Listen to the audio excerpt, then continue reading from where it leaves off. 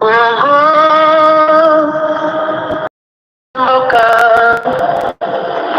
ngoma kengeli, mboka ngoma kengeli, leopa.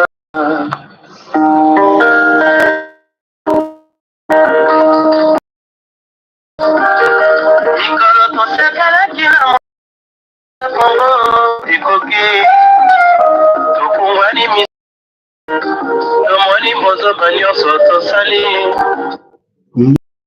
Katia TV lolaka ya mvulu zikimbangu po ete tomeka kote yana tomeka kobomesani koyoka ezali teke tomesana so mikolo Kongo tomanina na losako na kombo ya nzambe ya mpungu tole ya soleke nzambe ya mpungu tole ndo bankoko na biso bakie nzapa nzakomba pa Kongo mongali mvidi mukulu Mungu Baba, Mungu wa milele, Nzambiga. Tupese matondo. Kobo ya vulusi kimbangu jantungu. Kandona. Matondo na komba nkoko na biso banso. Ki bonene na Nzambe. Nzete mokote ebota. Eko bota kaba mbuma. Na tango barasina.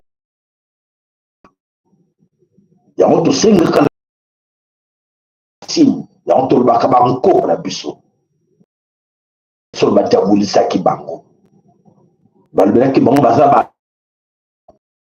le bango ba boma biso ba soki bakanga ki bako batata na biso abota matende batata na biso bakufa ebongo yo po bango mande ba kibandoki me yo uta wapi ongali pote yo na tango ke bango ba kibandoki batika ki tata no na bomoi batika ki ebongo babomaki bango te mpona nini kaka na yo na tour na yo obengi bango bando nzamba akumisama kebo pe lokumu ezongolibele yetaba voilà bandeko bana solo ekolo Congo de mboka tosakanaki ya solo na Congo mingi tango ekoki ke chacun de nous ameka koyeba mpona nini tosakanaki na Congo mpona nini lelo tozali humilie mokili mobimba nayakana na mateya po ete napesa mbela Congo, nous avons un sérieux problème. Congo, nan. Congo, tata, maman, nakola, mukuse nakoleka. Suka wana poete moko na moko apanza na bandeko musu. Congo, oyo bino bolobaka. Congo, mboka yango tina te, Congo yango ya nani. Congo ya nani obino bufingaka obino bosundola obino bokipaka te Congo yango ya nani soki mwana na tenyo question papa mama yebisa ngai Congo ezali ko appartenir na nani mukolo Congo pote biso na bino toko luka toyeba nani kolo Congo question le bosangoa. Alors, ntango boye ko ba dans Congo te ya solo bandiko belele bana kati na bobungi poto luka nani kolo Congo nani esengeli ko abundele kolo Congo po mukolo na ngome moto asengeli abundela yango nani kolo Congo soki to tuni question wana na biso na bana na bandiko na biso to lobi ke no kolo Congo eza mutu boye to luka to kele pa mutu ante bisa bundela mboka na yote ndeko Congo yango ya yote bundela yango te voilà oyo réflexion na ye nango lelo Congo ya nani parce que Congo aujourd'hui tozali humilié na monde entier tozali humilié Congo tozali ridiculisé na monde entier on a pris la valeur oyo tosengelaki tozala nango babenga biso babe na Congo bana na nzambe wana Congo wana o nzambe ya banda mokili na Congo bana yango ya nzambe bazala bobungi na kati na mituna bango bayebi te bazala nani yo limini papa mama yo lingi mopaya moko aya pote alobela yo ke mboka wana yo za mwana na nzambe esenge na yo bundele kolo Congo esenge na yo luka o protéger Congo esenge na osala yo mukolo Congo tope osengi na yeke non te pardon papa yaka bundelanga yaka pona eloko ya makasi Congo na biso eloko ya makasi. On attend que ça, que l'homme tombe à mbela, tombe à ndolo, pardon, tombe que Congo na biso, et l'eau comme casse. Mais Congo retourne à yote, Nzambe retourne à yote, Natango bande kobane koloba, yo bane ko sala nini. Pour to bunde le Congo, o ezali lelo na kati ya maboko ya étranger. Papa, maman, mboka na yo Congo ezali entre les mains des étrangers. Na nyonso ezali dirigé par des étrangers. Mboka Bomengo, mboka tonda kita, mais Congolais moko azana kita wana na maboko na ye azate, nyonso eza na maboko ya étranger. Ngana yo toza na kati na bobungi, ngana yo toza na kati na distraction, tokosuka wapi? Et alors tobi tokosuka wapi parce que de l'eau na kanisi que le Congo, ce que ça peut intéresser bingi na kati na binoté, et oui, je pense que beaucoup parmi vous intéressent à nango bangote, intéressent à binoté. Et donc, intéressant, beauté États-Unis d'Amérique, beauté à France, beauté à Amérique, il y a Allemagne, il y a Belgique, beauté à Hollande, parce que tu es là-dedans, bah bongi c'est là yo, bah kon la bango bah bundé là qui bango, makina na bango etanga, bah monde bah comme sango kitoko, et tu es mis là-dedans, que waouh, poto, ils ont malamo, Dubaï, il y a quelqu'un à Dubaï. Influenceurs, mon publicité est allée Dubaï, publicité est allée Chine, publicité est allée oui, biso, talangai, nazali boy. Papa, maman, ceux qui bakolo mboka wana, babundelaki yango te. Ceux qui bakolo mboka wana, bazalaki na bolole, na kati mutuna bango zaki na banyei, loko leze pa na yo. Papa, maman, elenge, nde lelo okumisi Dubaï te, nde okumisi Chine te, nde okumisi Belgique, Canada, Australie, États-Unis, Amérique te. Soki bazalaki babolole lokola yo papa, lokola yo mama, nde okumisi mboka wana te. Soki bango baki babolole, yo nde okumisi yango te. E bango babundelaki mboka na bango, bambeliri yango ekomi kitoko, yo komi kokumisi yango ba photo. C'est beau, c'est belle, c'est joli, voilà, oh là là, mais c'est quoi dans vos têtes? Qu'est-ce qui ne va pas dans vos têtes? Et là, quand nous avons marché dans le tour, il y a un beau salaire, il y a un valeur, il y a un beau kawana, qui s'est dit la bonne totale, ma tombe de la voix. Et puis, nous avons la quatrième, vous êtes papa, c'est là pour ça, papa, c'est là pour la Congo, et papa, c'est le béni. Oh, ça le béni, yo le béni. Yo ne connaît yo papa, yo maman, yo le béni. Pour les Congo, qu'est-ce que tu fais? Pour te lobe beta tourne na Congo. Congo na bundela yo, Congo yo bundela na lelo. Congo na saraki yo zala boy, Congo pesangai oyanga. Congo ezali nzambe. Tant que tu peux la nzambe, donc moi nzambe à travers ma béli.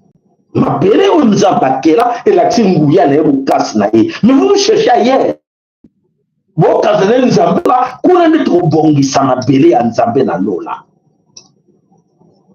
Donc, ceux qui vont na mboka lola, kuna de boko kombola, kuna de boko entretenir yango, kuna boko défendre ma bele wana parce que nde zali à lola ya nzambe. Et bon nzambe akela apesa ngo komo kongo. Yo bateli yango te pona nini? Yo bundeli yango te pona nini? O tika ngo étranger ba dondo ma bele ya o nzambe atikela yo bankoko na yo et ba koko na yo batikeli yo pona nini? Papa, maman, bandeko. Voilà, parce qu'aujourd'hui, quand on voit tout le monde, vous êtes plongé là-dedans, dans les réseaux sociaux. Plongé là-dedans, dans TikTok. S'il y a des futilités, des bêtises, elles ont circulé, oh là là, on n'en parle plus de rien. Beaucoup sani bandeko ba kufa. O bandeko ba kufa, beaucoup sani Congo, et ça quand le soutien va vous avez vraiment le plaisir de partager. C'est la malédiction. Au bien mon importance, il m'a belé que non, on laisse ces histoires-là parce qu'ils ont mis ça à notre disposition pour nous distraire. Tout le monde le Congo, toute la réalité. Pourquoi? Quand il y a des choses qui se passent dans les réseaux sociaux, il y a des bêtises. Au côté là, tout le monde a ça. Tout le monde commente là-dessus. Tout ce qui se dit, il y a solo, il y a venir la bisso, il y a ban la bisso. Non, non, non. Vous êtes concerné. Comment tu l'aimes à voter? On l'aime m'appeler, on va nous faire la wapi. Yo l'aime m'appeler, nous allons m'appeler à bateau sous. Nous l'aime à moi, quand on m'appelle, tu me tombes, pour m'appeler à bateau sous, ma bundela qui a yo zo mona ko za bien ya yo moko sundolo ese oza mutu sarbalam papa maman mutu sarbalam non autorisé bino pour partager mes messages dans les réseaux sociaux na nini na TikTok na nini bon partager c'est à nous maintenant tous on a conscience de ce qui nous arrive que tous on a danger et alors pour la colobakia solo na moni parmi bino beaucoup ça la semblanté. Bon, ça la rassemblante devant vos enfants. Ne faites pas semblant devant vos enfants pour leur dire que ah bana mananangai na lingi bino mingi. Bino ah bananangai boya ah non ça sincère yo sa banana yo banananga na linga bino te.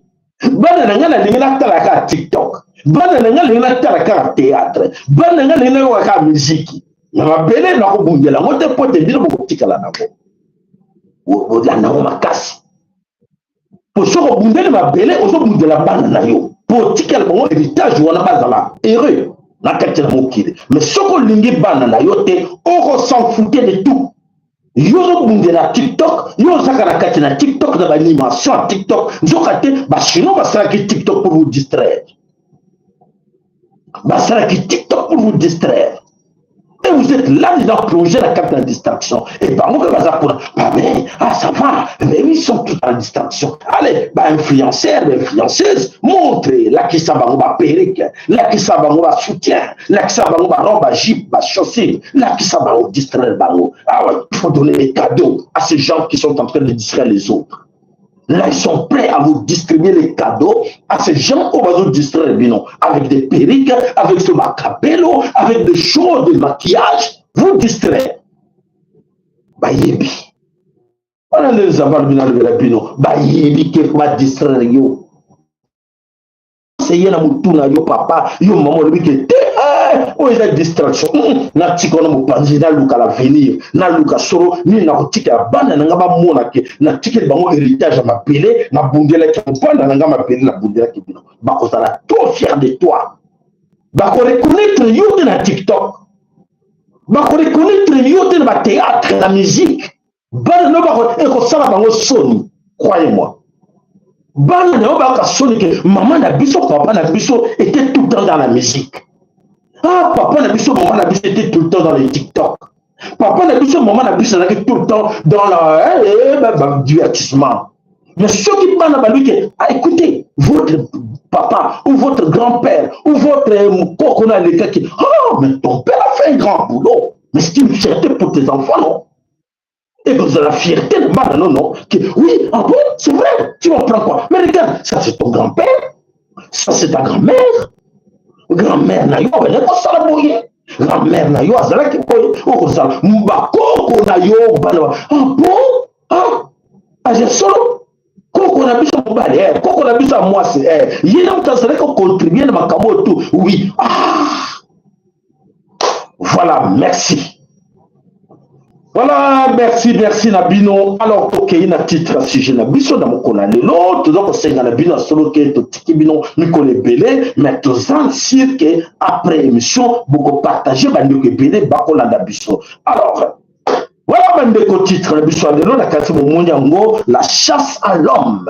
Les Katangé sur la liste noire de Félix Antoine Tshilombo et ses services. Qu'est-ce qui se passe en Europe de ce Congo? Et l'Okoni et Zakoli les Katangais généraux, lieutenants, officiers civils militaires, basali tous au gradé nyonso, oyo Bakatangais noir. Il faut que Luka Bango, il faut que Kanga Bango, parce que Bango ne peut pas ça la coup d'État. Le Congo, ce n'est pas les gens de Bandundu, ce n'est pas les gens du Bas-Congo, ce n'est pas les gens de l'Équateur, ce n'est pas les autres parce que là ils sont de faibles, mais seulement dans leur visée, ce sont des Katangais. Alors, mes chers amis, pour votre information, Nakatianini, de comment Félix a ciblé Bakatangé Nyonso. Mais il y a une grande confusion, il y a une zambé qui est là. Et ça pour frapper Babo. Bah, cible Bakatangé, il faut Bakatangé. Yav, porté disparu dans la prison, Yamakala. Général Yav, Oboyebaki, Azraki dans la prison comme Makala, porté disparu. Plusieurs dans la liste, Pessibiso et Belé, parmi Bango, Limoué, dans la Ndako, Baïkobate, Juju Bango, récupérer Bango, et pas Bakoucha Bango, Montaye Bité, Baté Bango, condamné à mort. Pourquoi éviter? Voilà la situation. Ezawana Kende Katangé sont en danger. La Katima Bele Congo, il y a Soba Nekoba, mais Bakatanga Ngo Basali Nini au Kassaya. Je pense que la situation où les Akonekana Katina Congo, et c'est là qui planifié depuis longtemps, la Katina Occidentaux, on va planifier à Tiango. Mais ma petit Félix ordre a créé des ordres chaos na Katanga na Kasai. Des ordres on a créé au Salaki à Sengaki exode massif na la Kasai nyoso ba quitter Kasai ba koto de la Katanga et Bongo et Sala quoi. Et ça a créé chaos. Alors ces chaos-là, on a préparé qui Félix a préparé qui armée na yemo bimba, composé que des Kasaïens, à titre qui bango avec ma nyoso ba quitter la Mboka Katanga. Pour ne pas créer politique de la terre brûlée. Alors, comment il a Katanga, tout le monde va armement, non seulement qui n'a pas armement, on va quitter la Katanga, tout le monde va quitter la Kivoté, mais quitter la Katanga. Alors, quand tu vas quitter la Katanga, alors bon, tout le monde va là. Tout le monde va Kasai, on a bana bit, Kasai, Nzala, on a dit bango $100, va comme kuna, et si bango, Nzali bandi. Les années bandits, qu'est-ce qu'il faut faire? Il faut chercher maintenant l'argent aux mains des autres citoyens. Il faut voir Luka Koulia, beaucoup de côté qui va créer chaos pour et généraliser la carte de la ville. Il y a Katanga, la carte de la ville de Lubumbashi, et Nzokate, Nzambe à confondre Chilombo avec ses parrains. Alors, là, à confondre Bango, Makamutu et Baby. Et bien qu'il fait que Batouana va penser que Basoda va créer chaos, Basoda va créer chaos. Va penser que Bakatangé va silika, Bakatangé peut silikité. Bakatangé va Kasayen, va sala moboulou na katina Katanga pour être tout comme la situation de 1992 et Salamité. Et alors, la grande question, il faut qu'on crée des hommes. Voilà, Bouyoki, Augustin Kabouya, les tout Rwandais, a télémis, a provoqué les autres, alors pour être bac, a provoqué Bakassayen, Bakende, va créer des hommes avec les Katangais, Nakati la Katanga, alors ça qui m'a Kalisi, Bouyoki Amo. Alors, cette histoire-là, ils allaient se sentir déjà très mal entre les Katangais et les Kassaïens. Donc, à Tchate Petron, la moto, pour être Ezikisa, Makambo, Nakatina, Katanga. Entre Kassaïen et Katangé. Donc, voilà la stratégie où il y a plan d'extermination. Il y a Bantu, Oyo, Augustin Kabouya, va essayer de provoquer. À provoquer, mais comme on a réaction, il y a provocation, et il peut échouer, et il peut lala, et je simbaté. La grande question, et nous connaissons la pointe va créer grand chaos. Alors, il va ça et ça dit. Toujours répéter tout le temps à Félix Antoine Tshilombo et sa bande. Félix Tshilombo, notre ami, mon frère Tshilombo, arrêtez ces histoires-là. Tout le monde sait ce que tu es en train de faire. Mais on connaît la route parce que Congo est un beaucoup de Nzambe. Nzambe azali au contrôle ya Congo. Yo sala bazotina yo ozoko bossa la spiritualité à Congo que est profond que moto nyoso mabele wanza Nzambe yo se comploter na bateau. Yo le reste à merta na les restes à gauche à droite mais na Congo ya Congo okolonga ya gote okolonga te.